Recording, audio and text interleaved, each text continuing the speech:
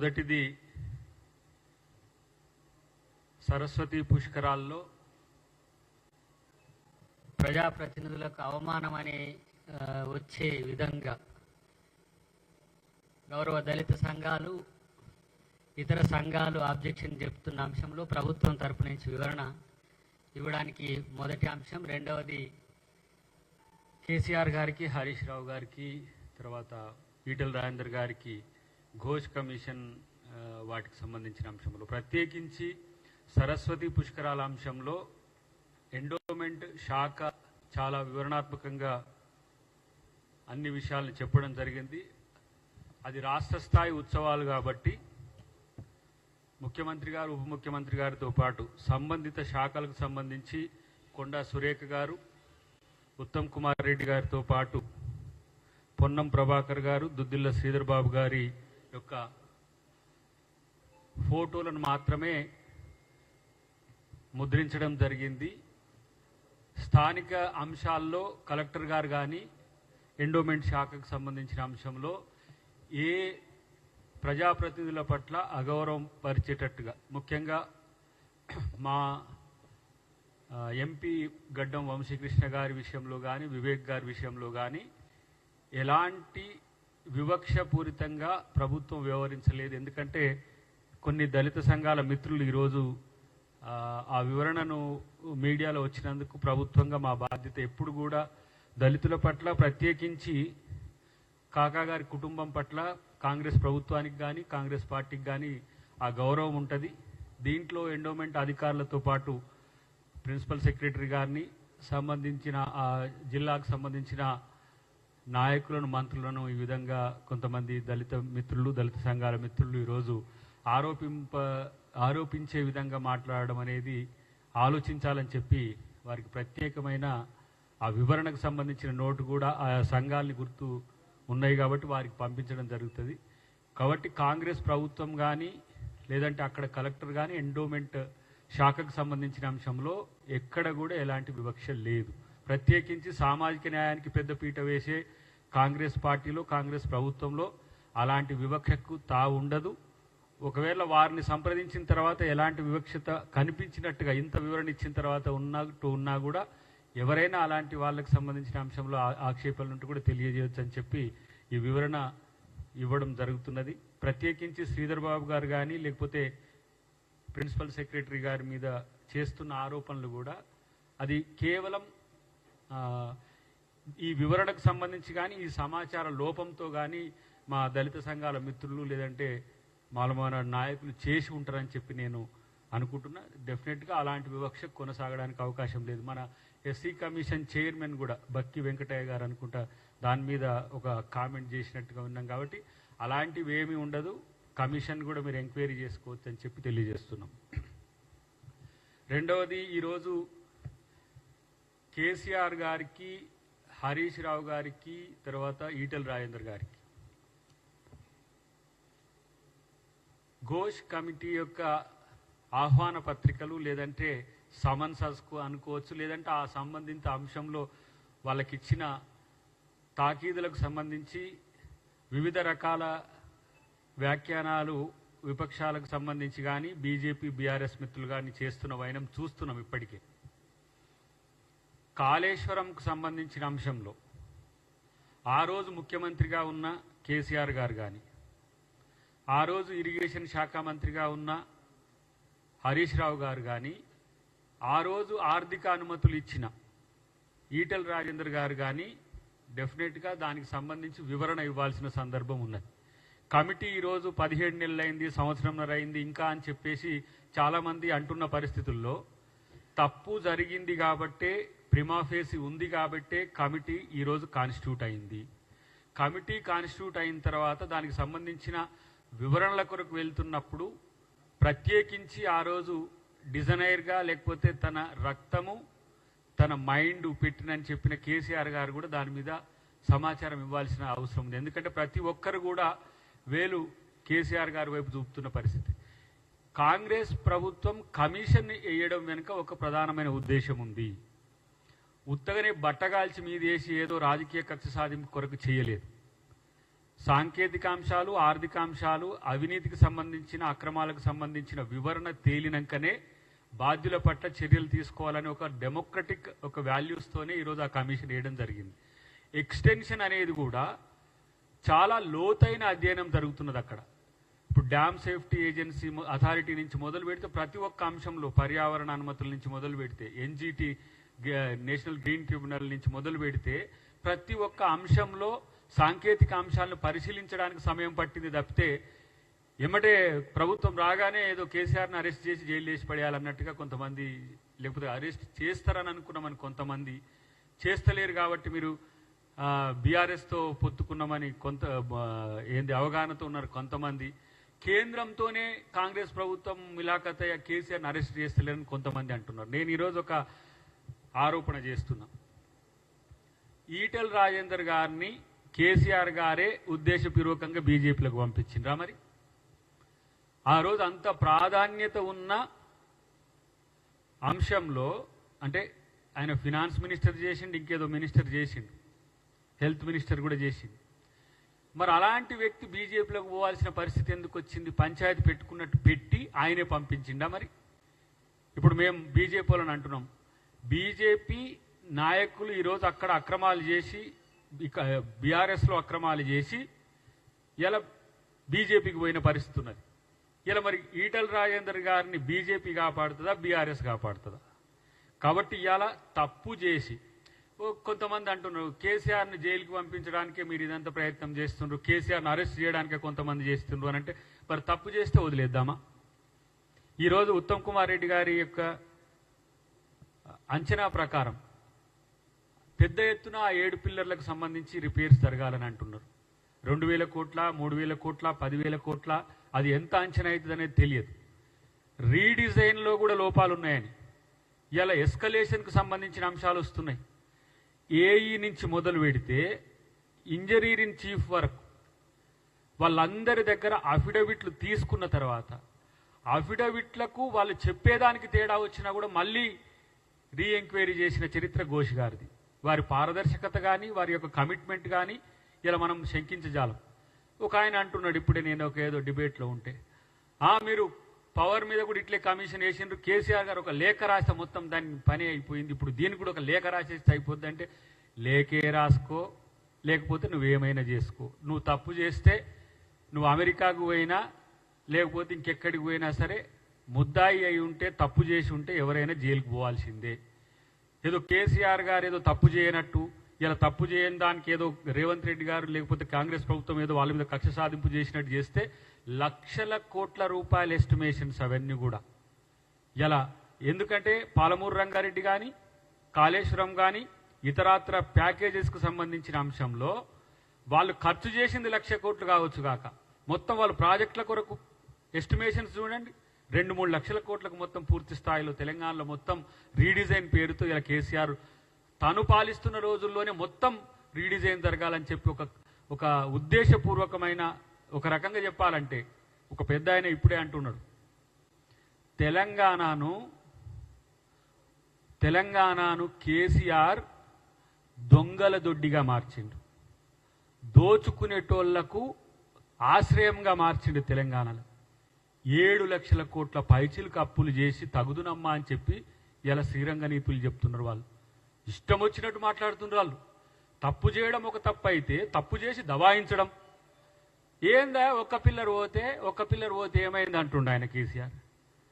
3 సంవత్సరాలనే ఒక్క పిల్లర్ పోతే అంటే ఇలా నాగార్జున సాగర్ ఒక్క పిల్లర్ ఎందుకు పోలే? శ్రీశైలం ఎందుకు ఒక్క పిల్లర్ పోలే? ఇలా మేము కట్టిన ప్రాజెక్టులు సుదీర్ఘకాలంగా ఈ రాష్ట్రంలో మనుగడలో ఉన్నాయి కదా. శ్రీరామ్ సాగర్ ఇప్పుడు ఎన్ని సంవత్సరాలు అవుతుంది కట్టి? ఒక్క పిల్లర్ కొంగితేనట. అసలు ఫస్ట్ నేనంటే తుమ్మిడిహెట్టి నుంచి ఏదైతే ప్రతిపాదిత ప్రాజెక్ట్ ఉందో అది చేవెళ్ల వరకు, ప్రాణహిత చేవెళ్ల ప్రాజెక్ట్ రీడిజైన్ చేయడంలోనే ధనాకాంక్ష, దోపిడీదారులకు దోచిపెట్టాలని ఎత్తుగడ, ఇలా దొంగలకు ఆశ్రమించి వచ్చి రండి దోచుకొని పోండి. ఒక్క మోటార్ కాస్ట్ ఏంటో ఇతర దేశాల్లో మీరు చూడండి. లిఫ్ట్కు సంబంధించి కన్నేపల్లి పంపు హౌస్ ఎందుకు ఇలా మునిగిపోయింది అంటే, మునిగిపోతుంది అప్పుడప్పుడు నీళ్ళు ఎక్కువ వస్తే, ప్రకృతి వైపరీత్యం అని అంటారు. మరి ప్రకృతి వైపరీత్యం వస్తే శ్రీశైలంలో ఇలా దిగువ భాగంలో ఉన్న పవర్ హౌస్లో బ్లాస్ట్ అయింది తప్పితే అది ఇంకా మళ్ళీ నడుస్తూనే ఉంది కదా.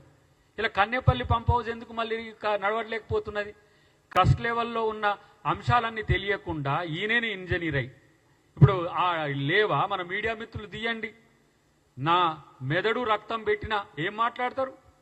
పనికి రానోడు, పనికి వచ్చినోడు, తెలిసినోడు, తెలియనోడు. మరి అలా ఇంజనీరింగ్ చీఫ్ కేసీఆరే కాళేశ్వరరావు అన్నాడు గతంలో ఒక గవర్నర్ గారు, ఏం పేరు ఆయన పేరు, నరసింహను. కాళేశ్వరరావు కాళేశ్వరం కట్టింది, ఇప్పుడు కూలిందనేసరికే నోయేశ్వరరావు. ఇప్పుడు నాకు తెలియదు, కాళేశ్వరం నేను కాదు. ఇచ్చినామండి ఇంజనీర్లకు, ఇచ్చినాం డిజైన్లు ఇవ్వమని. ఆ ఇంజనీర్ ఎవరో బయటికి రావాలి కదా తీసిన ఆయన. ఎవరు కింది నుంచి మేడిగడ్డ నుంచి సుందిల్లా అన్నారం పైకి తీసుకురా వచ్చి మళ్ళీ శ్రీపాద ఎల్లంపల్లినే కదా. శ్రీపాద ఎల్లంపల్లి ఎవరు కట్టిండ్రు? మళ్ళీ కాంగ్రెస్ ప్రభుత్వమే కట్టింది 20 టీఎంసీతో. ఎన్ రూట్లో ఉన్న 2 టీఎంసీ 1 టీఎంసీ అన్నీ కూడా రంగనాయక సాగర్ కావచ్చు, కొండపోచమ్మ కావచ్చు, మలన సాగర్ కావచ్చు. మలన సాగర్ అయితే భూమి మీద అతి ఎత్తైన ప్రాంతంలో ఒక నేల మీద కట్టిన ప్రాజెక్టు 50 టీఎంసీలు. ఇలా కొండపోచమ్మ 15 టీఎంసీలకు వాళ్ళు ప్రతిపాదిత చేస్తే 2 టీఎంసీలు పెట్టగానే కిందికి కుంగుతున్నది. దాంట్లో నిర్వాసితుల సంగతి ఏంది, 1000 ఎకరాల భూములు కోల్పోయిన వాళ్ళ సంగతి ఏంది? ఇది కాదు ఆర్థిక నష్టం. ల్యాండ్ ఎక్విజిషన్ యాక్ట్ 2013 తెస్తే దానికి భిన్నంగా మళ్ళీ ఆయన 2017 తెచ్చిండు, ఇంకేదో 123 జియో తెచ్చిండు. ఇష్టం వచ్చినట్టుగా భూములను గుంజుకున్నారు. గుంజుకోవడం అంటే ఒక రకంగా రౌడీలు దందా చేసినట్టుగా, ల్యాండ్ గ్రాబర్స్ కాక గుంజుకున్నట్టుగా. ఏటిగడ్డ కృష్ణాపూర్ ఆ ప్రాంతంలో మీరు పోయి అడిగితే ఇప్పుడు 10 లక్షలు, ఎవరు మీ మధ్యన మిత్రుడు గాలిరెడ్డి అని మిత్రుడు వచ్చిండు, 10 లక్షలకు 5 లక్షల రూపాయలకు కూడా ఎకరం తీసుకున్నారు. ఇట్లా 10 లక్షలకే 5 లక్షల కాడ ఎకరం ఇవ్వండి. ఇలా అదే గజ్వేల్ ప్రాంతంలో నిర్వాసితులు ఎవరైతే ఉన్నారో పోరాడిన వాళ్ళని తీసుకుపోయి జైల్లో పెట్టిండ్రు. జైల్లో పెట్టుడే కాకుండా వాళ్ళకు కాలనీ చెర్ల బఫర్ జోన్లు కట్టించిన చరిత్ర కేసీఆర్. ఇట్లాంటి అరాచకాలు, ఇలాంటి విధ్వంసాలు చేసి మళ్ళా నేనే వస్తా, 1000 కోట్లు ప్రజలే దోచుకొని మళ్ళీ నేనే వచ్చి ఎవడైనా మాట్లాడితే వాడిని జైల్లో పెడతా అని చెప్పి చేసిన అకృత్యాలకు కాళేశ్వరం వేదిక కాదా? కాళేశ్వరంలో మీరు సంపాదించిన దొంగ డబ్బు కాదా? ఇలా ఏ విధంగా మీరు నైతికంగా చెప్పుకుంటారు? కాళేశ్వరం మేము మంచి ప్రాజెక్ట్ అని చెప్పి ఒక్క చుక్క నీళ్లు రావట్లేదు కదా కాళేశ్వరం నుంచి. ఇలా చుక్క నీళ్లు రాని కాళేశ్వరము ఎట్లా తెలంగాణ వరప్రదాయన అయిందని చెప్పి ఆ రోజు కేసీఆర్ చెప్పుకున్నాడు. కాబట్టే ఇలా కమిషన్కు ధమ్కి ఇచ్చే విధంగా, కమిషన్ను మీరు చేసే విచారణ మీరు చెయ్యకండి అని ఒక ధమ్కి ఇచ్చే విధంగా టీఆర్ఎస్ నాయకులు మాట్లాడుతున్నారు. ఇలా పవర్ కమిషన్కి సంబంధించిన అంశంలో వారు నరసింహారెడ్డి గారు సమాచారం డిస్క్లోజ్ చేయడం వల్ల సుప్రీంకోర్టు వాళ్ళు బంధించింది తప్పితే ఇక్కడ ఘోష్ గారు అలాంటివి ఏం చేస్తలేరు కదా. కాబట్టి ఇది ఒక పారదర్శకతతో కూడిన సమగ్రమైన విచారణ జరుగుతున్నది. ఏదైనా ఇంకేమండి మీరు ఈ ఫార్ములా రేసి ఏం చేసిరండి, కేటీఆర్ లోపల పెట్టినరా? వాళ్ళ క్యాబినెట్లో వీళ్ళు 3 అన్ని ఎలిజిబిలిటీలు ఉన్నాయి, వాళ్ళు జైలుకు పోవడానికి అన్ని ఎలిజిబిలిటీలతో ఉన్నాయి. కానీ కాంగ్రెస్ పార్టీనో కాంగ్రెస్ ప్రభుత్వమో కాదు కదా వాళ్ళను పీనలైజేషన్ చేసేది, వాళ్ళని అరెస్ట్ చేసేది, వాళ్ళకు ఇలాంటి అక్రమాలు చేసినని తేల్చేది. ఒక రాజ్యాంగబద్ధ చట్టబద్ధమైన ఒక కమిషన్ ఇవాళ కాన్స్టిట్యూట్ చేసినాం, అది రికమెండేషన్స్ ఇస్తుంది. రికమెండేషన్స్ ఇవ్వకముందే తప్పు చేయలేదని చెప్పే ప్రయత్నం చేస్తున్నారు. అంటే కమిషన్ ఏసుడే తప్పు అన్నట్టుగా. మరి తప్పు చేయడం తప్పు కాదా? కాళేశ్వరం కుంగిపోయిన మాట వాస్తవం కాదా? ఆ రోజు నేనంటున్న ఈటెల రాజేందర్ గారు మీరు ఎట్లా ఆర్థిక అనుమతులు ఇచ్చిండ్రు? ఆర్థిక అనుమతులు ఇచ్చింది మీరు ఏమైనా గుడ్డిగా కేసీఆర్ చెప్తే వెనక ఒక పెన్సిల్తో సంతకం వస్తే ముందు గ్రీన్ పెన్తో సంతకాలు పెట్టేదట మంత్రులు. ఇలాంటి పరిస్థితుల్లో ఇప్పుడు నువ్వు బీజేపీకి వస్తే ఇంకే పార్టీకి పోతే తప్పు చేసినప్పుడు తప్పనిసరి శిక్ష పడుతుందనే ఉద్దేశం గుర్తుంచుకోవాల్సిన అవసరం ఉంది. ఇంకోటి, కాంగ్రెస్ ప్రభుత్వం ఊరికే బట్టగాల్చి మీదేసే ప్రయత్నం చెయ్యదు. కాంగ్రెస్ ప్రభుత్వం పారదర్శకంగా విచారణలో ముద్దాయిలుగా తేలిన తర్వాతనే ఆ విషయంలో according to rule of law లేదంటే రాజ్యాంగబద్ధంగా చట్టబద్ధంగా వ్యవహరిస్తుంది తప్పితే మరొకటి కాదు. దీని విషయంలో ఈ 3 లేదంటే ఆ 4 వాళ్ళు మాట్లాడుతున్న తీరు కనుక చూస్తే మేము తెలంగాణకు మొత్తం మేమే బాగు చేసినాం, తెలంగాణలో అసలు నీళ్లు రావడానికి ఇప్పుడు మేమే కారణం అని చెప్తున్నారు. ఇలా అది మొత్తం కలిపితే కూడా ఎత్తిన టీఎంసీలు 100 టీఎంసీల లోపే. ఆ ప్రాజెక్టు పుట్టిన దగ్గర నుంచి ఎత్తిపోసింది 12,000 కోట్ల పైచిలకు కరెంట్ పవర్ బిల్స్ వచ్చిన పరిస్థితి ఉన్నది. కాబట్టి తెలంగాణను దొంగల దొడ్డిగా మార్చడానికి చేసిన ప్రయత్నాన్ని తెలంగాణ ప్రజలే తిప్పికొట్టిండ్రు. ఇలా కేసీఆర్ కాళేశ్వరం కట్టిన అదేంది లిఫ్టింగ్ ద రివర్ అని పెట్టిండ్రు వాళ్ళు. లూటింగ్ ద ఫండ్స్, అది లిఫ్టింగ్ ద రివర్ కాదు, లూటింగ్ ద ఫండ్. తెలంగాణ ప్రజల యొక్క శ్రమ, చెమట, రక్తాన్ని ఈరోజు డబ్బులుగా చేసి పన్నులు కడితే మీ ఇష్టానుసారంగా మీ అనుయాయులకు, మీ దోపిడీదారులకు, మీ పెట్టుబడిదారులకు దోచిపెట్టేందుకు. ఇంకా అక్కడ 2023 కంటే ముందు ఆ ప్రాజెక్టులో ఎవరైతే కాంట్రాక్టర్లు ఉంటారో ఆ కాంట్రాక్టర్లకు రావాల్సిన బిల్లుల కోసం ఇలా మేము సెక్రటరియట్ను ప్రజల కోసం ఓపెన్ చేసినాం, ఎవరైనా రావచ్చు అని చెప్పి. దాన్ని ఆ కాంట్రాక్టర్లతో డిప్యూటీ సీఎం గారి, ఫైనాన్స్ మినిస్టర్ గారి ఆఫీస్ ముందు ధర్నా చేయడానికి ఉపయోగించుకుంటారు. అంటే మళ్ళీ ప్రజల్ని సెక్రటరియట్ పోకుండా చేసే ప్రయత్నం. ఎందుకంటే ఇట్లా వచ్చి ధర్నాలు చేస్తున్నారు కాబట్టి ప్రజల్ని కూడా రిస్ట్రిక్ట్ చేయాలనే ఉద్దేశంతో. అట్లేం ఉండదు. మీరు చేసిన పాపాలకు, మీరు చేసిన అకృత్యాలకు ఇలా చాలా మంది కాంట్రాక్టర్లు కూడా రోడ్డబడ్డ పరిస్థితి ఉన్నది. ఇలా కాంగ్రెస్ ప్రభుత్వం చేసిన పనులకు సంబంధించిన అంశంలో ఎక్కడ కూడా వాళ్ళకేం తక్కువ చేయట్లేదు. ఎవరైతే పని చేస్తారో వాళ్ళకు సంబంధించిన బిల్స్ క్లియర్ చేసే ప్రయత్నంలో ఉన్నాం. కానీ వయబిలిటీలలోని ప్రాజెక్టులు 100 కోట్ల రూపాయల ఇలా బిల్స్ కోసం అని చెప్పేసి కాంట్రాక్టర్లు తెచ్చగొడుతూ ఆ కాంట్రాక్టర్లే కూల్చమని చెప్పి వాళ్ళ బీఆర్ఎస్ నాయకులతో అనిపిస్తున్నాడు కేసీఆర్. కొత్త ప్రభాకర్ రెడ్డిది అదే రియల్ ఎస్టేట్ దందాలు, లేకపోతే ఈ ఎవరైతే కాంట్రాక్టర్లు బిల్స్ రాని వాళ్ళు ఉన్నారో మీరు వస్తే మాకు బిల్స్ వస్తాయని. వాళ్ళ కాలంలోనే కదా 1000 కోట్ల రూపాయల బిల్స్ రాంది. కాబట్టి కాళేశ్వరరావుకి కాలాదిన్ ఉన్నాయి, డెఫినెట్గా ఉంటాయి కూడా. మీకు తప్పు చేస్తే జైలుకు పోవడానికి ఇబ్బంది అయితే ఇలా ప్రజలకు చేసిన నయవంచనకు, వంచనకు, మోసానికి మీరు శిక్షకు పడాల్సిందే అని నేను అంటున్నా. ఎందుకంటే మేము 100 ప్రెస్ మీట్లలో, 100 బహిరంగ సభల్లో కాళేశ్వరం గురించి మాట్లాడిన వాళ్ళం. మేము ఇరిగేషన్ ఎక్స్పర్ట్స్ కాకపోయినా మా బ్యాక్గ్రౌండ్ అంతా కామర్స్, కంప్యూటర్ సైన్స్ బ్యాక్గ్రౌండ్ ఉన్నా ఈయన కొరకు నేర్చుకోవాల్సి వచ్చింది. ఇప్పుడు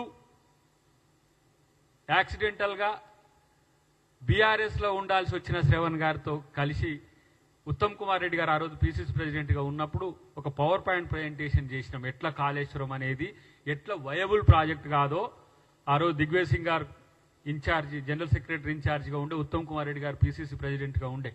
ఆ రోజు మొత్తం టీఎంసీస్ నుంచి మొదలు పెడితే ప్రతి ఒక్కటి ఈయన కొరకు నేర్చుకోవాల్సి వచ్చింది. నేను చేసిన దుర్మార్గాలను కింద గట్టకు 100 టీఎంసీలు ఉండదు. అది మేడిగడ్డ అంటే కూడా 100 టీఎంసీలతో కడితే అది పెద్ద ఎత్తున మనం ఎత్తిపోసుకోవచ్చు అని చెప్పి అలా ప్రజల్నే తిప్పి పంపించే ప్రయత్నం చేసింది. మా ఊర్లో నేను చెప్పిన ఎన్నోసార్లు ఒక ఆయన అన్నాడు, ఈయనేందా కేసీఆర్ తలకాయ మీద నీళ్లు పోసుకుంటే కాళ్ళు దడుస్తాయి కానీ రివర్స్లో ఉండి కాళ్ళ మీద నీళ్లు పోస్తే తలకాయ దడుస్తాయి అంటే ఇది ఎక్కడ పంచాయతీ అన్నాడు. గింత పెద్ద మనిషికి, ఊర్లో ఉండే పెద్ద మనిషికి అర్థమైంది కానీ కేసీఆర్కి అర్థం కాలేదు. ఎందుకంటే lifting the funds is the main criteria of mister KCR on that day. కాబట్టి మేము డెఫినెట్గా దాని మీద మా ముఖ్యమంత్రి గారికి కూడా ఏవే అంశాల పట్ల మేము అప్పుడు అబ్జర్వేషన్స్ ఉన్నాయో కూడా అటు ఇరిగేషన్ శాఖ మంత్రికి, ఇటు ముఖ్యమంత్రి గారికి కూడా నివేదిస్తాం. ఇలాంటి తప్పులు చేసి దబాయించేటోళ్లకు సరైన శిక్షలు పడాల్సిందే. పిలిస్తేనే పాపం అన్నట్టుగా ఫీల్ అవుతున్నారు వాళ్ళు. ఎట్లా పిలుస్తారు అసలు? కమిషన్ మమ్మల్ని పిలుస్తుందా? కమిషనే కాదు, తప్పు చేస్తే కామన్ మెన్ నుంచి రాష్ట్రపతి వరకు తప్పు చేస్తే నిలదీసే హక్కు రాజ్యాంగబద్ధంగా కలిగి ఉన్నారు వాళ్ళే. ఆ శిక్షకు బాధ్యులు కూడా కావాల్సిన బాధ్యత ఉన్నది. ఈరోజు ఎవరు చట్టానికో, న్యాయానికో, రాజ్యాంగానికో అతీతులు కారు. కాబట్టి కేసీఆర్ ఇంట్లో కూర్చుంటే మాత్రం తప్పదు. లేకపోతే ఆయన ఎవరో పోయింది కదా ప్రభాకర్ రావు గారు, అక్కడ ఎన్నో పోయి తప్పించుకొని ఇంటర్పోల్ నుంచి దొరకకుంటున్నాడు. అట్లా ఏమైనా తప్పించుకోపోవడానికి అమెరికాకు పోతున్నావు ఆయన కాక? అట్లేం పోకు. నువ్వు నీ నిజాయితీ నిరూపించుకో, పూలదండలు వేస్తాం. తప్పు చేస్తే అరదండాలు తప్పవు. కాబట్టి ఈ అంశాల్లో స్పష్టత లేకుండా ఇలా నిజాయితీగా చిత్తశుద్ధితో ఉంటే ఇలా ఘోష్ కమిషన్ వేయడం అనేది ఇలా ఒకవేళ మీరు అది తప్పని తేలిస్తే మాకు కోర్టులే ముట్టకాయలు వేస్తాయి కదా. ప్రిమాఫేసి లేకుండా కమిషన్ ఎట్లా అడ్రస్ అవుతుంది? దానికి సంబంధించిన రూల్స్ ఎందుకు ఫ్రేమ్ చేయడం అవుతుంది? రూల్స్ ఫ్రేమ్ చేసినా కూడా ఎట్లా అబైడ్ అవుతారు? మీరు అబైడ్ మేము కాము మేము లేఖలతోనే చేస్తామంటే ఆ పని చట్టం చూసుకుంటుంది. కాబట్టి ఇవాళ గత ప్రభుత్వంలో జరిగిన అవినీతి అక్రమాల పట్ల రేవంత్ రెడ్డి గారి ప్రభుత్వం చాలా స్పష్టంగా ఉన్నది. బీజేపీ నాయకులారా ఏదో మొన్న ఆయన ఏదో ప్రభాకర్ అన్న స్టేట్మెంట్ వాడుకొని కాంగ్రెస్ ప్రభుత్వమే టీఆర్ఎస్ను కాపాడుతుంది అని అనుకుంటే ఇగో మీ నాయకుడు కూడా వచ్చింది. Mister Etela is there. ఆ రోజు మరి ఏ అగ్రిమెంట్తో వచ్చిండ్రో మీ రాజకీయంగా మిమ్మల్ని మీరు నష్టం చేసుకోవడానికి తెచ్చిండ్రో కానీ అలా కిషన్ రెడ్డిని అధ్యక్షునిగా పెట్టమన్నది కేసీఆర్ అని ఒక రూమర్ తెచ్చుకుంటుంది పాయ్. మరి ఈటల రాజేందర్ని తెచ్చుకుంటారు. ఇప్పుడు ఆయన ఎవరు పంపిస్తూ వచ్చిండో మరి ఇక్కడికి అంటే మీ మధ్య ఉన్న రాజకీయ రహస్య ఒప్పందం ఇప్పుడు అర్థం కావట్లే. దొంగలు కలిసి ఊర్లు పంచుకున్నట్టు ఇలా ఈటల రాజేందర్ ఈడికి వచ్చిండు, మీ దగ్గరికి వచ్చిందంటే ఆయన చేసిన తప్పులు ఈడ అంటే కాంగ్రెస్ పార్టీకి వస్తే పుసుక్కున మళ్ళీ బీజేపీ వాళ్ళు నా మీద ఎంక్వైరీ చేస్తారని బీజేపీకి పోయిందా? కేసీఆర్ ఏమన్నా కక్ష సాధింపు చేస్తే బీజేపీ వాళ్ళు కాపాడతారని పోయిందా ఈటల రాజేందర్? కాబట్టి తప్పు చేస్తే ఎక్కడ దాక్కున్నా సరే తప్పదు అనేది ఇలా మీరు గమనించాల్సిన అవసరం ఉంది. ఇక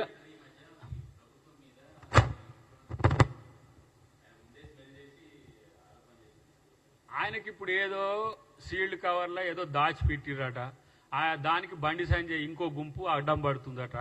మరి ఇంకో గుంపు రహస్య గుంపు మరి కిషన్ రెడ్డి ఎవరైనా తయారు చేసిండో తెలియదు కానీ కొడక అంటే బూతులు తిడితే లేకపోతే రేవంత్ రెడ్డి గారిని అంటే ఈయన చాలా గట్టిగా ఉండని చెప్పి ఆయన అనుకుంటారని చెప్పి మరి ఈటల రాజేందర్ గారు ఈ మధ్య మాటల్లో తూలుతున్న వైనం మనం చూస్తున్నాం. కాబట్టి నేను గతంలో కూడా చెప్పినా మీరు ఎన్ని చేసి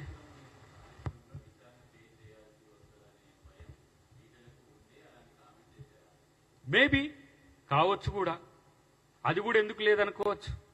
ఇప్పుడు కాళేశ్వరంలో తను ముద్దాయిగా మారుతాను. ఇంకోటి ఏంటంటే వీళ్లకు ముందస్తుగా పసిగట్టే వ్యవస్థ ఉంటుంది కానీ ముందస్తుగా తప్పు చేయొద్దు అనేది ఎందుకు ఉండట్లేదు మరి వీళ్ళకు ప్రభుత్వంలో ఉన్నప్పుడు. ఇప్పుడు ఈటల రాజేందర్ గారు ముందస్తుగా ఇవన్నీ తెలిసే చేస్తున్నట్టుగా కనపడుతుంది. రెండవది, నేను నిజాయితీ పరుణ్ణని చెప్పే ప్రయత్నం చేసినప్పుడు తప్పు చేసేటోనికి సహకరిస్తే అది తప్పవుతుందని ఎందుకు అనుకోలేదు ఈటల రాజేందర్? ఇది కూడా ఆలోచించుకోవాల్సిన అవసరం ఉంది. ఇక ప్రధానంగా ఇప్పుడు లేటెస్ట్గా వచ్చిన దాంట్లో ఏంటంటే కిషన్ రెడ్డి గారు రాహుల్ గాంధీ గారి మీద చేసిన స్టేట్మెంట్. మీరు రాహుల్ గాంధీనే దేశద్రోహి అనే స్థాయికి దిగజారిండ్రంటే మీరెవరు?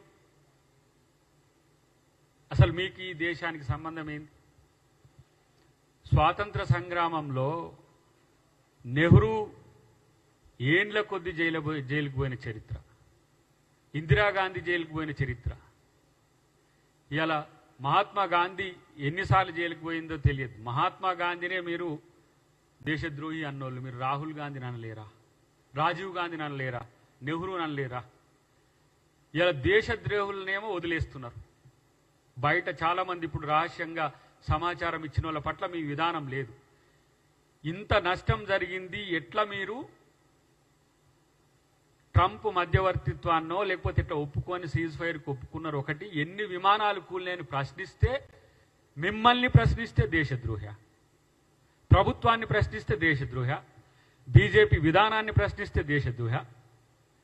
దేశద్రోహపు చర్యలు పాల్పడేటోళ్ళ పట్ల మీకు క్లారిటీ లేదు. ఇలా సిగ్గుండాలి ఆ కుటుంబాన్ని దేశద్రోహుల కుటుంబం అంటానికి. ఇలా చీమలు పెట్టిన పుట్టలో వచ్చి పాములు చేరినట్టుగా మీకు దేశ స్వాతంత్రానికి, భారతదేశ ఆత్మకు, భారతదేశ యొక్క సార్వభౌమత్వానికి, గణతంత్రానికి సంబంధం ఏంది? ఇలా జాతి విద్వేషాన్ని రెచ్చగొడుతూ, మతాల మధ్యన వైరాలు పెడుతూ, కులాల మధ్యన కుంపట్లు పెడుతూ మీ రాజకీయ జీవితాన్ని అక్కడ చలిగాచుకుంటున్నట్టుగా ఉంటున్న మీరు, ప్రత్యేకించి నేనంటున్నా మనోడు కిషన్ రెడ్డి, మీలాంటి బానిస నాయకుల వల్లనే సమస్య. ఈ రాష్ట్రం కొరకో, ఈ ప్రాంతం కొరకో, దక్షిణాది కొరకో ఎక్కడ మీరు మాట్లాడారు. రాహుల్ గాంధీని తిడితే మీకు అక్కడ మార్కులు పడతాయని, ఇంకా అక్కడ ఒక ఆయన ఉన్నాడు, ఆయన కాంగ్రెస్ నుంచి పోయిన ఆయన అస్సాం ముఖ్యమంత్రి. ఇక ఆయన మాటలకైతే అసలు ఇక ఒక అదుపు ఉండదు, అడ్డు ఉండదు. మనం మాట్లాడితే మాత్రం అదొక పెద్ద సమస్య అవుతుంది. కాబట్టి ఇవాళ ఈ దేశం కొరకు ప్రాణాలు ఇచ్చిన కుటుంబం ఇవాళ గాంధీ కుటుంబం. ఇంకోటి అంటే వాడికి గాంధీ వీళ్ళు ఎట్లా పెట్టుకుంటారు, వీళ్ళు గాంధీ అని అంటారు. వానికి ఆ చరిత్ర కూడా తెలియదు. చరిత్ర తెలియనోడు చరిత్ర నిర్మించడం అన్నట్టుగా ఇలా గాంధీకి ఈ ఏదైతే ఈ పోలికలు ఉన్నాయో వాటికి ఆ చరిత్ర జరగదు. ఇంకోటి అంటాడు వాళ్ళు అక్కడి నుంచి వచ్చారు, పాకిస్తాన్ నుంచి వచ్చి అంటారు. వీళ్ళకి పొద్దుగా లేస్తే పాకిస్తానే గుర్తొస్తుంది. కాబట్టి ఇవాళ చైనా వార్ తర్వాత ఒక మానసిక క్షోభతో చనిపోయిన వ్యక్తి అల్ నెహ్రూ గారు. చైనా యుద్ధంలో ఓటమి తర్వాత ఈరోజు ఖలిస్తాన్ మూమెంట్, పశ్చిమ తూర్పు పంజాబ్లు విడిపోవద్దు, అక్కడ విడిపోయి ఒక దేశంగా ఏర్పడితే భారతదేశ సార్వభౌత్వానికి ఇబ్బంది కలుగుద్దని ఆపరేషన్ బ్లూ స్టార్కి సంబంధించిన అంశంలో తన ప్రాణాన్ని నా దేహం ముక్కలైన ఈ దేశాన్ని ముక్కలు కాని అన్న ఇందిరాగాంధీ కుటుంబం త్యాగం కింద మీరెంత? ఇవాళ ప్రపంచ శాంతి కోసం శ్రీలంకకు శాంతి సేనలను పంపించిన రాజీవ్ గాంధీ యొక్క మరణం ఒక వీరమరణం. మీ పార్టీలో దేశ ద్రోహానికి పాల్పడ్డోళ్ళు తప్పితే దేశం భక్తులు ఎవరైనా ఉండరా? ఇదే మొరార్జీ దేశాయ్ మీద చాలా పెద్ద ప్రేమ ఉండే నాకు. మొన్న గుజరాత్ పోతే అహ్మదాబాద్లో వారి విలువ తెలిసింది. ఇందిరాగాంధీ మీద ఇదే ప్రాపగండా, 2 ఫేసెస్ ఆఫ్ ఇందిరాగాంధీ అని చెప్పి ప్రాపగండాన్ని క్రియేట్ చేసి ఆయన అధికారంలోకి వచ్చిండు. 2.5 సంవత్సరాలనే ఆయన అధికారం కోల్పోయింది జనతా పార్టీని పెట్టి. ఇలా మీ నాయకులు ఎవరైనా మోడీ గారికి ఉన్న ఈ దేశం కొరకు కొట్లాడిన చరిత్ర ఏముందో చెప్పండి. ఈ దేశం ఏర్పాటు చేసి భారత రాజ్యాంగాన్ని బాబాసాహెబ్ అంబేద్కర్తో రచింపజేయడం వల్ల ఇవాళ మోదీ గారు లాంటి ఒక ఓబీసీ, ఒక మామూలు వ్యక్తి కూడా ఈ దేశానికి ప్రధానమంత్రి కాగలిగింది. అది కాంగ్రెస్ పార్టీ ఈ దేశానికి ఇచ్చింది. కాంగ్రెస్ పార్టీ ఈ దేశాన్ని దేశంగా కాదు, 4th లార్జెస్ట్ ఎకానమీ కాదు, రేపటి భారతదేశం ఆధునిక ప్రపంచంలో నెంబర్ 1 అవ్వడానికి బాటలేసింది కూడా గాంధీ కుటుంబం. మీలాంటి ఇప్పుడు ఆర్థిక మాంద్యం ఉన్నా కూడా సంకర పెట్టుకొని ఆర్థిక మాంద్యం ఛాయలు కనపడొద్దు. కాబట్టి తెలంగాణ ప్రభుత్వం మాత్రం ఏ పథకాలు చేయకపోయినా అడగొచ్చు, కానీ కేంద్ర ప్రభుత్వం ఏ పథకం చేయకపోతే మాత్రం ఎవరు అడగొద్దు. ఇలా ప్రపంచ ఆర్థిక మాంద్యంకి ఏ సమస్య ఉందో మీకేమైనా కనీసం తెలిసిన వాళ్ళు ఉన్నారా? ఇప్పుడు ఆయన జయశంకర్, ఆయన పేరేదో విదేశాంగ శాఖ మంత్రి, ముందే సమాచారం ఇచ్చినాం. మరి ఆయన దేశద్రోహి గాడా? పాకిస్తాన్కి ముందే సమాచారం ఎట్లిస్తారా? ఇలాంటి తలకాయ లేని చేతలు చేయడం, మళ్ళీ రాహుల్ గాంధీ మీద కామెంట్ చేయడం, మళ్ళీ కాంగ్రెస్ పార్టీ మీద చేయడం. ఇలా కాంగ్రెస్ పార్టీ మీద మీరు చేస్తున్న కామెంట్ చూస్తే థు అనిపిస్తుంది. మిమ్మల్ని చూస్తే బూతు. మీరు మళ్ళీ పవిత్రం అని చెప్పుకుంటారు, సిగ్గు లజ్జ లేకుండా. కిషన్ రెడ్డి నడిపిస్తుండా సోషల్ మీడియా, మరి ఇంకెవరైనా నడిపిస్తుండో నాకు తెలియదు. చూస్తానికేమో నల్లికుట్టలాగా కనపడతావు, కానీ ఇలాంటి భాషనా ఇదా? సిగ్గు లజ్జ ఉందా ఆ భాషతో? ఎక్కడియో పెట్టిన వెనకటి గడ కట్ చేసి ఇటు కట్ చేసి అటు తీసుకొచ్చి నా మీద ట్రోల్ చేస్తారు. రాహుల్ గాంధీ మీద ట్రోల్ చేస్తారు, మా రేవంత్ రెడ్డి గారి మీద ట్రోల్. మీరు మీ బతుకంతా ట్రోల్స్ బతికేనా? వానికి మొహం కూడా ఉండదు. ఆ పెట్టేటోనికి వానికన్నా చూద్దాం, వాని మీద కేసన్న పెడదామంటే వాని మీద ఆయనకి ముఖం కూడా ఉండదు. ఎతికితే మళ్ళీ వాడు మనం కౌంటర్ పెట్టంగానే మళ్ళీ పోతారు. ఇంత నీచమైన బూతు పార్టీ అలా బీజేపీ పార్టీ, నిజంగా కూడా బూతు జనతా పార్టీ. అది నాకు అనిపించింది. ఈ వారం రోజులు అయితే చెవులు రింగుమని నాకు చూసిన. ఇంత నేను ఊర్లో పుట్టినా, రచ్చబండల మీద పంచాయతీలు చూసినా, కానీ ఊరి బూతులు కూడా పనికిరావురా నాయన. ఎక్కడ పుట్టినరా మీరు? సిగ్గు ఉండాలి. కిషన్ రెడ్డి నువ్వేనా నడిపించేది? రేపు అదే పరిస్థితి వస్తే మా సోషల్ మీడియా వారియర్స్ కాదు, మా కాంగ్రెస్ కార్యకర్తలు మరి మీ సంగతి చూసుకుంటారు. ఇలాంటి నీచమైన భాష జాతీయ నాయకుల మీద, మహాత్మా గాంధీకి టోపీ పెట్టి, ముస్లిం టోపీ పెట్టి పాకిస్తాన్ ఆయనని పెడతారు. నెహ్రూకు జాతీయ నాయకుల మీద కాదు, ఈ జాతికి స్వాతంత్రం తెచ్చిన నాయకుల మీద కనీసమైన గౌరవం లేని మీకెక్కడిది జాతీయత? నేను అంటున్నా, ఇలా సీరియస్ కామెంట్ చేస్తున్నా. ఈ దేశంలో కాదు, ప్రపంచంలో ఒక 3 జెండర్స్ ఉన్నాయి. ఒకటి మేల్, ఒకటి ఫీమేల్, ఒకటి ఇప్పుడు ట్రాన్స్జెండర్స్. మీరు ఏ జెండరో తెలుసుకోరు. మీలాంటి బూతు భాషను వాడే జాతి ఈ భూగోళంలో లేదు. రాహుల్ గాంధీని దేశద్రోహి మీరు అన్నారు అని అంటే, మీకంటే లీడర్ ఆఫ్ ది అపోజిషన్ పార్లమెంట్లో, ఇది మీ సంస్కృతి. ఎవరన్నా ఆయన? కేంద్ర మంత్రి. ఇక్కడ కేంద్ర మంత్రి. మీకు కేంద్ర మంత్రికి మామూలు మొహం లేని వాడు ఉంటాడు కదా సోషల్ మీడియాలో, వాళ్ళకు రోజుకు 100 రూపాయలు ఇస్తారట ఈ సోషల్ మీడియాలో బూతులు పెడితే. అచ్చ తెలుగు బూతులు పెట్టేటోళ్ళని పట్టుకున్నారు. ఒక 100 మందిలో 1000 మందిలో పట్టుకున్నట్టుంది. ఇక వాళ్ళు పెట్టే తిట్లు నేను నా పుట్టుకని చదవగలను, నేను 50 ఏళ్ళు దాటొస్తున్నా. కానీ ఇలాంటి నీచ నికృష్టమైన పదాలు వాడుకుంటూ మీరు ఇలా మళ్ళీ మాట్లాడతారు పవిత్రులం మేమని చెప్పి. కనీసం గౌరవం లేకున్నా మర్యాదపూర్వకంగా బతకండ్రా నాయన. ఏమవుతుందిరా బాబు, మీకు వస్తే నెలకు ఒక 5,000 10,000 రూపాయలు వస్తాయి మీ సిస్టమ్స్ నుంచి పెడితే. దానివల్ల మీ పార్టీకి పోయే పరువు ఏందో మీరేందో తెలుసుకోండి ఫస్ట్. నేను ఎప్పుడో మర్చిపోయినా. చాలామంది మిత్రులు ఈ ట్రోల్స్ మీద చేసినప్పుడు చూస్తే 5-6 సంవత్సరాల నుంచే చూసిన బీజేపీ వాళ్ళను, మోడీని, అమిత్ షాను ప్రశ్నిస్తే వాళ్ళు దేశద్రోహులు అవుతారు. ఇప్పుడు మా రాహుల్ గాంధీ గారి లెక్క. తగ్గేది ఉండదు, గుర్తుపెట్టుకోండి. మీరు తప్పు చేస్తే ప్రశ్నిస్తాం, మీరు మంచి చేస్తే పొగుడతాం. ఇలా ఎందుకు రాహుల్ గాంధీ గారు మీరు నిర్ణయం తీసుకోండి, ప్రధానమంత్రి గారు మీ వెంట మేము ఉంటామని చెప్పి రాహుల్ గాంధీ గారు ఇలా మా మల్లికార్జున ఖర్గే గారు మీకు భరోసా ఎందుకు ఇచ్చిందంటే ఒక ప్రతిపక్షంగా ప్రధానమంత్రికి ఆ స్వేచ్ఛ ఉండాలి, మన దేశపు నాయకుడు అని చెప్పి ఇచ్చినాం. ఆ మాత్రం ప్రజాస్వామ్యయుత వాతావరణం మీకు ఎందుకు కొరవడింది? అరే నీ మా పాకిస్తాన్ మోను మీద ప్రేమ ఉన్నదిరా నాయన మీకు. ఇంకెవడన్నా పాకిస్తాన్ మీకు సపోర్ట్ చేసేటోని మీద, ఇప్పుడు చైనా మీద వీళ్ళు ఏమన్నారు? రాలిన మిసైల్స్ పడ్డ స్కడ్స్ అన్ని కూడా చైనా మ్యానుఫ్యాక్చర్డే. కానీ చైనా మీద ఏముండదు. చైనా 4 కిలోమీటర్ల లోపలికి వచ్చినా ఏం లేదు. ఇలా కాంగ్రెస్ పార్టీ మీద విషం జిమ్ముతున్నారు. నేనంటున్నా, నిజాయితీ ఎప్పటికైనా నిలబడుతుంది. మీరు తప్పుడు ప్రచారాలు చేస్తే రాహుల్ గాంధీ యొక్క ప్రభ మసకబారిపోదు. ఈ దేశం కొరకు సోనియా గాంధీ తన 2 చిన్న పిల్లల్ని తన కండ్ల ముందే, తన అత్త చనిపోతే, తన కండ్ల ముందే తన భర్త చనిపోతే, తనకు కూడా థ్రెట్ ఉంటే తన పిల్లల్ని కోడిగాక తన పిల్లల్ని చంకన దాదుకున్నట్టు దాదుకొని ఇలా మళ్ళీ దేశం కొరకు రాహుల్ గాంధీని, ప్రియాంక గాంధీని ఇచ్చిన చరిత్ర ఇలా గాంధీల కుటుంబం. మీరా గాంధీల కుటుంబం గురించి మాట్లాడి, మీరా ఈ దేశ స్వాతంత్రం కొరకు కొట్టింది? ఏం చేసిండ్రు మీ నాయకులు? పోయి చూడండి. బ్రిటిష్ వాళ్ళ బూట్లు నాకిన వాళ్ళు. ఆ మధ్యన నేను అన్నదానికి బ్రిటిష్ వాడిని ఎదుర్కొన్న బీజేపీ వాడిని ఎంత అన్నందుకు వాళ్ళకు తలకాయని వస్తుంది. వీళ్ళకు అమ్మో వచ్చిండు అని చెప్పేసి సన్నాసులారా, మిమ్మల్ని కూడా ప్రేమించే గుణం ఆ కుటుంబానికి ఉంది, గాంధీల కుటుంబానికి. మేము కూడా మీరు ద్వేషించినా మేము ప్రేమిస్తాం. మీరు మొహాలు లేకుండా, మీ మొహాలు గడపడకుంటున్నా కూడా మీ మీద ద్వేషం ఏం లేదురా సన్నాసులారా. ఇప్పటికైనా ప్రజాస్వామ్యయుతంగా స్పందించండి మిస్టర్ కిషన్ రెడ్డి గారు. ఎందుకంటే ఈజ్ ఆల్సో మై ఫ్రెండ్. మూమెంట్లో ఆయన చేసిన యాత్రలకు కూడా మేము పోయినాం.